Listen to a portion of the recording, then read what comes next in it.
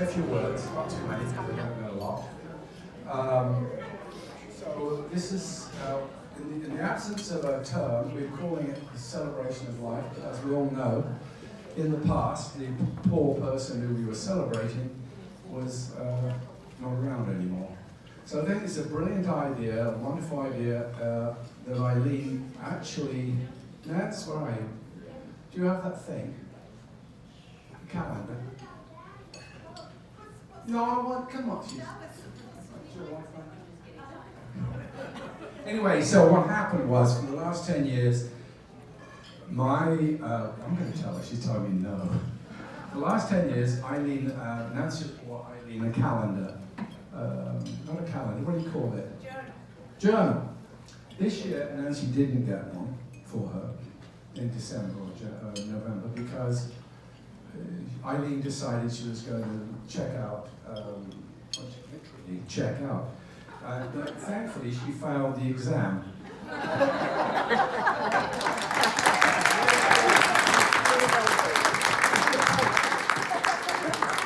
So, Nancy's got, she went out when we heard that, and she's got you a journal. Did you hear that? So, when we heard you'd failed that exam, Nancy decided to get you a journal. Wow.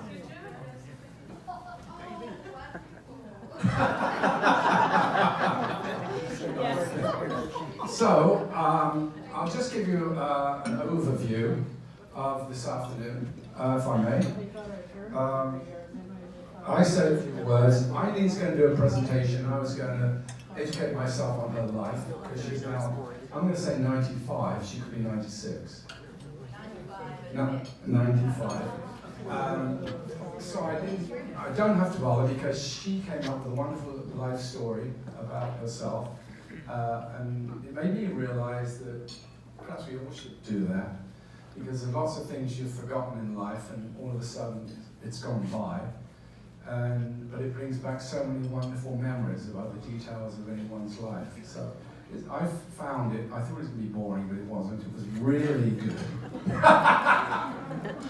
But so she's going to present that to you guys. And that's going to, what I've got to do now, though, apparently, is invite anybody up who wants to say a few words about, now, just so you know, I call her, just a bugger, Irene. I've always called her Irene, when it's actually called Eileen. So if anybody's got any words they want to say about Irene, please put your hands up. Oh, there's one over there. Look at this. Oh, by the way, before she comes up, I found this scarf on the floor. That's nice, I have it. Yeah, we auctioning it off. So, my wife's a teacher, so this will be quite eloquent. Okay, Good afternoon, and thank you so much for coming. And I feel quite envious of Eileen, because I thought if I had a celebration of life and I was still alive and kicking, I'm not sure I could gather this many people. So, yay to Eileen.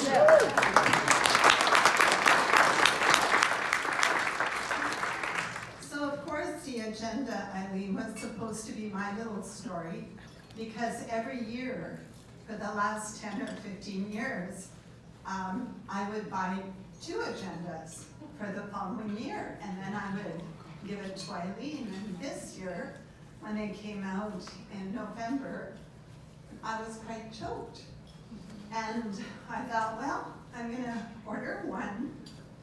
And when I received it, I was quite choked, because Eileen has been my agenda buddy for too many years.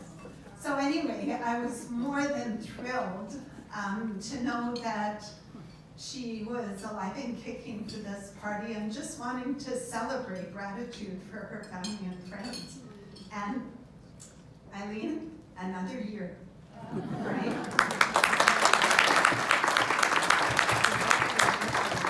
So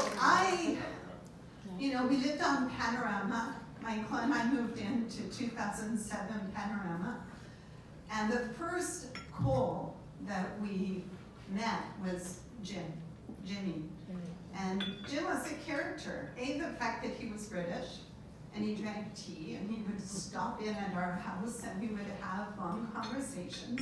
And there was this mysterious Eileen that we didn't see very often. And Jim would say, oh, Eileen is very shy. And, you know, we would occasionally go, and Eileen would pop in to see us, and then she would pop out. And Jim would say, Eileen is very shy. And we got to know Jim and Eileen over the years. And Eileen was very shy. However, I had the honor to get to know Eileen after Jim passed away. And she moved from Panorama to Mount Court. And I was driving her to different places, and I would say, you know, Eileen, have you ever lived on your own? And she said, no, I haven't. I was 16 when Jimmy saw me, 18 when I got married. I moved from my parents' home to, a home with Jimmy. And I thought, isn't that amazing that at 82, you get to bloom and blossom? Yes, sadness for losing a life partner, but bloom and blossom she has done in the last 13 years. So I look at Eileen as a role model. I hope that when I grow up, I have that much energy. My humor, my sense of humor is as funny as hers. And I want some kind of younger man calling me saying, oh, Eileen, are you naked again? And Eileen giggles and said, well, yes, I just got out of the shower. And Michael says, put some clothes on, Eileen. So with that, all our love, Eileen. And I'm glad you're alive and kicking.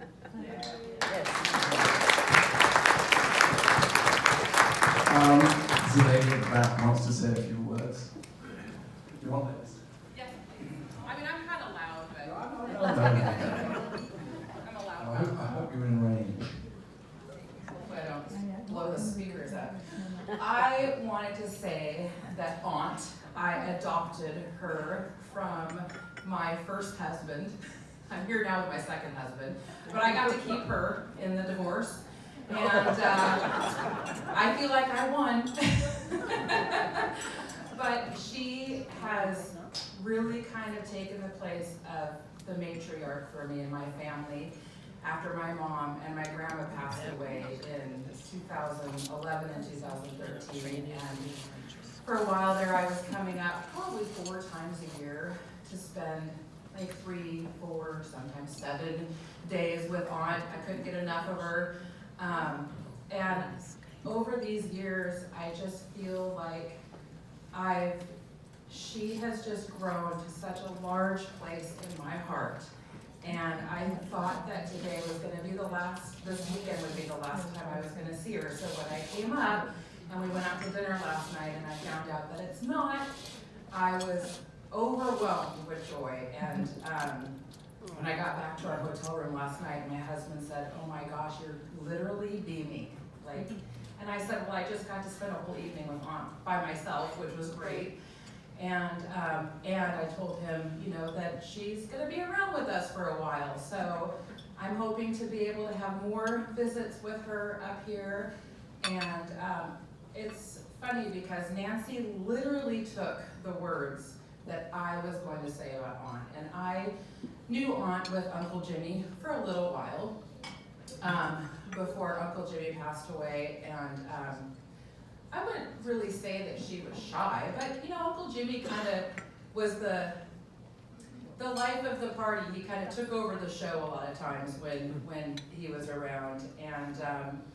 And after he passed away, like Nancy said, it was a sad thing to see Aunt lose a life partner, but she really did blossom. And she kind of was forced a little bit, you know, to kind of come out of her shell because she took over his bridge game and she got involved in the community center and all of these, this life that like literally blossomed. That was the exact words I was going to use. And it's been so wonderful to see, and the trips that she took by herself. And I mean, it's just, I am in awe of her. And I love you so much, Aunt, and I'm trying not to cry, so happy to have you in my life. So, thank you.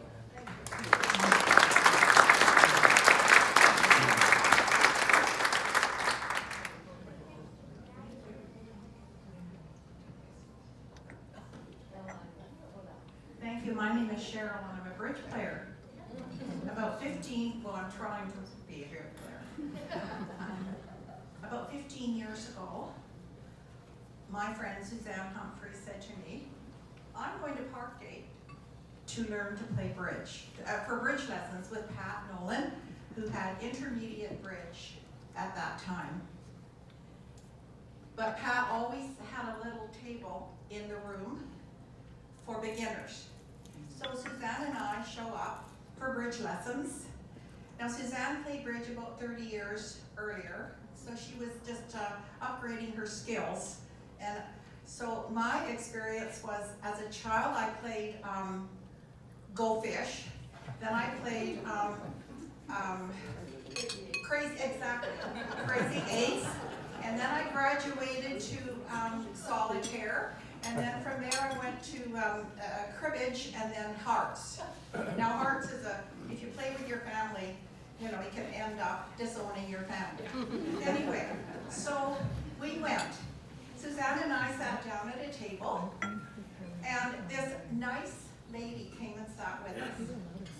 And after the lesson, this nice lady came up to me, and she said, "Dear, I just live across the street at Banff Court."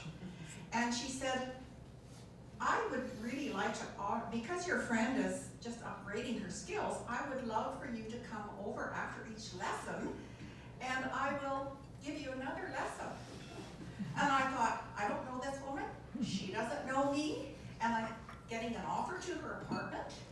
You know, I didn't know how to read that at the time. Anyway, the next lesson I went to her apartment. So I go, and I love her apartment, always have. It's a beautiful place. Anyway, I go in the front door, and she has this lovely little wine glass. She puts in a nice cube, pours a little bit of Dubonnet in it, and says, "Cheers." And I thought, well, at that time I was full-time caregiving, and Dubonnet was never on my mind, but it was in our family for many, many years. And she refreshed that memory for me. So we went cheers and drank the Dubonnet, and then the kitchen table was full of cards, and we sat down and had a lesson. That was a Monday, and I think it was about 15 years ago. I have played bridge with Eileen since that day. Every Monday she would get a few people like Gert and Sylvia to come over, and we would play bridge at the dining room table. Or she went to the party room, and Suzanne and I would come, and Reggie, who is Barbara's father, would come on the bus with a bag lunch, and he would eat the lunch and play bridge, and wanted to get the bus home. I had to lie to drive him home, and I don't know if I think he caught on after a while. I always said, I have to go to Lynn Valley, my daughter lives there, I have to see her. Anyway, it was wonderful.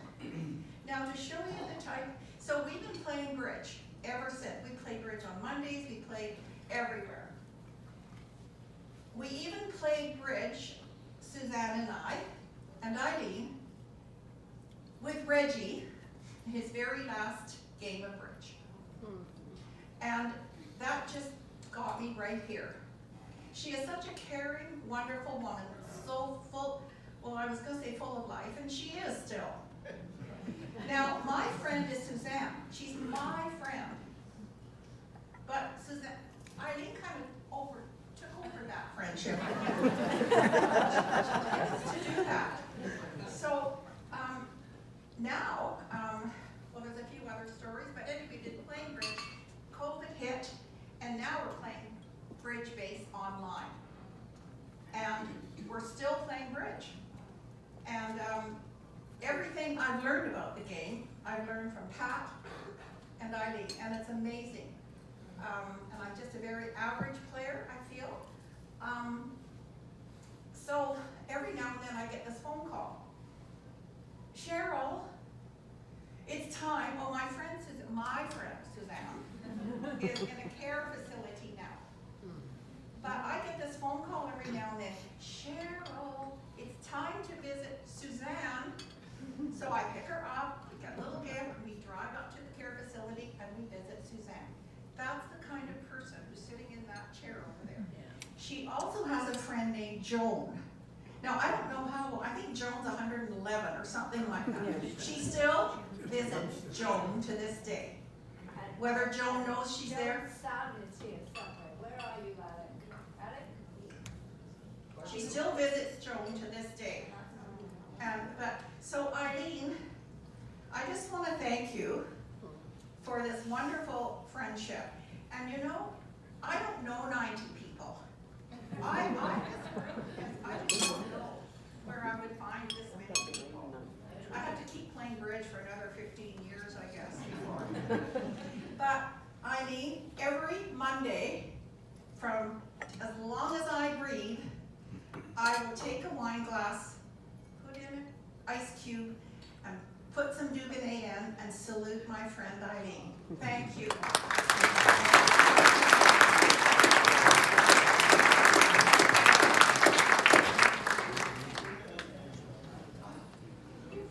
Well, it's hard to bridge from that to what I'm about to say. Just a minute. Minor interruption. Yeah, have a. There we go. Anyhow, Eileen, it's a pleasure to be here. Thank you. Thank you for inviting our family and everybody to this celebration. It's wonderful. Eileen and Jim have been in my life and my sister's life ever since we've known. And I could talk about story after story after story until we're blue in the face. But anyhow, I'm going to pick a few.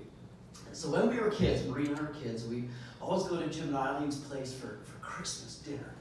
And being the Brits that they are, and the Brits that Mom and Dad were, they would make Yorkshire pud, roast beef, you name it, and of course, the bar was set for Marie and I. Well, what is true Yorkshire pudding?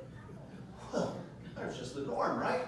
Well, yeah, you go somewhere else, you go, well, that's not like Auntie Eileen's Yorkshire pudding. So you set the bar very high. But anyhow, there are many stories that we could tell. Mom and Dad had a piece of property up on the Sunshine Coast, and Jim and Eileen would always come up, and well, the rain would pour down, and Marie and I were like, oh man, it's raining, what are we going to do? Well, without hesitation, Uncle Jim sat on the couch, whipped off his sock, put the sock puppet on, and he's got this puppet going, and the other sock would come off, and this puppet's going, and then he'd take the pipe out of his mouth, and he'd stick it in the sock puppet, and he's having a conversation, and this pipe was with him wherever he went, and the conversations were going on with this thing, and he'd play tricks on us, and we'd climb on him as if he was an ape or a monkey, and we'd jump all over him, and then he'd crawl around on the floor like a chimpanzee, and we'd throw him an apple, and he'd tear it in half, and he was just the life of the party whenever we came around, and Eileen and Jim poured into our lives, and really shaped who we are today, and it's absolutely wonderful. One of the other things that happened is Mom was cooking Christmas pud. You know, the British Christmas pud, the small one that's really dense and what have you. And you pour the brandy on the top of the sherry or whatever it is, and you'd stick money in this thing. You know, dimes, quarters, you know, the standard stuff. And so anyhow, we're eating away at Christmas time, and you know, I'm finding a dime, and Marie finds a quarter, and da-da-da. Well, without us seeing, Jim took a $50 bill and slipped it in his mouth. And we're eating away, and he goes,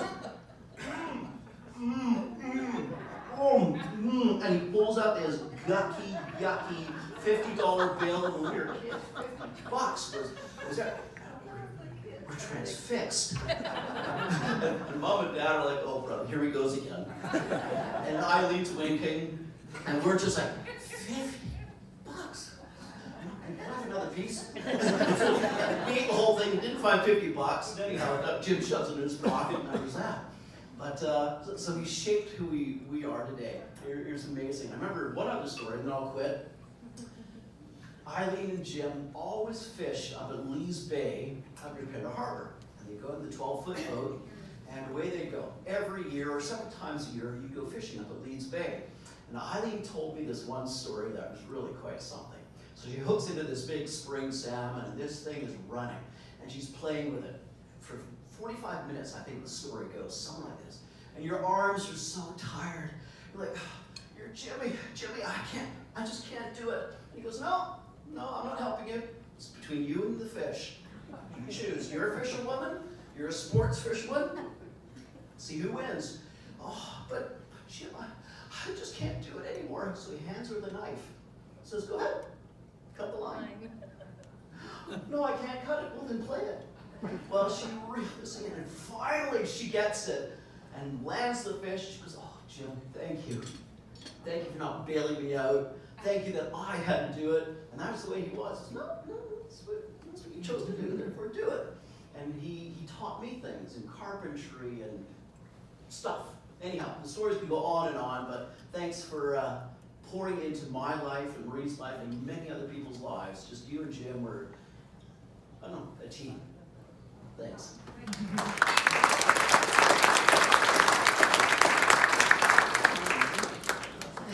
Hi, everyone.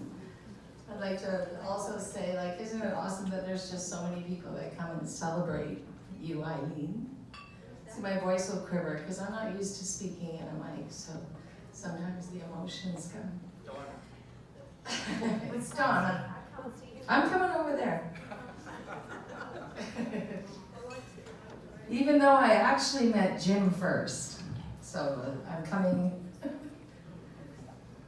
Oh, Donna! Oh, okay, good. Well, I guess, yeah, the sun's shining over there. Yeah, actually, I met Jim first. But before I tell you about how I met Jim, my husband and I, Steve, lived over in Grand Boulevard, and we were forced to move from our house and didn't know where we were going to end up, and finally we ended up in Deep Cove. Ew, gross, can you imagine? That's so far away, it rains all the time, it's ugly. But I went there, and I ended up living across the street from Michael and Nancy. I didn't know Eileen and Jim at the time. But you always think, like, oh, my life is over, I live in Deep Cove now, and I wanted to live in Langley, and why am I here? And then you start to realize that you land in places where people come into your life. So first I met Michael and Nancy, good friends, and then I met Jim. And the reason I met Jim, or maybe it was just that day, Jim smoked a pipe. And my favorite uncle smoked a cigar. And so I would see Jim leave with his pipe down the street, and I would go out and walk behind him and smell, oh, I'm gonna get cry. Anyway, I would just smell his tobacco. And it was just a good friendship that started with my memory of my uncle, and then Jim and his pipe, right? Anyway, we became good friends. The years go by, and now here I am, January 25th, is it the 26th, 25th? Celebrating you, and that's a long time ago that I met you. And Steve and I have raised our family in the home that Jim built. And we have a beautiful family. Oh my God, I get so emotional. Yeah. The garden, the pub, the memories that my family have created in that pub are lasting and memorable.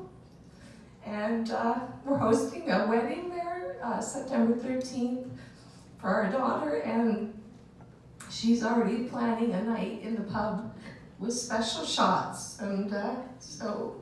It's so special to me that you would ended up looking after our beautiful Tudor house, so you cherish it.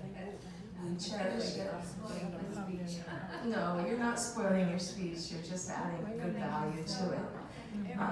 So all of you that are here, I probably see you in Safeway or at Dollarton Mall, or maybe you see me yelling at the occasional person driving. I'm not sure if any of you are that. I usually keep it inside my vehicle, but occasionally I do honk. But it's just to say hello and get moving. Anyway, I digress. So happy to be here with you and celebrating you, and thank you for allowing us to caretake your home.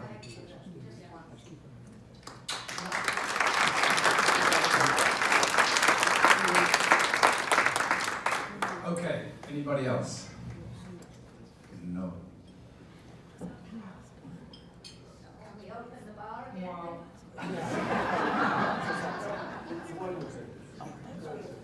Do you want to open the bar for a bit? Because next up in front of the center is... Okay. Probably we'll pause for a drink, and then Irene is going to get up and give you a story of her life. So we'll give you 10 minutes. Okay, 10 minutes, and then we'll hand the microphone over to Eileen.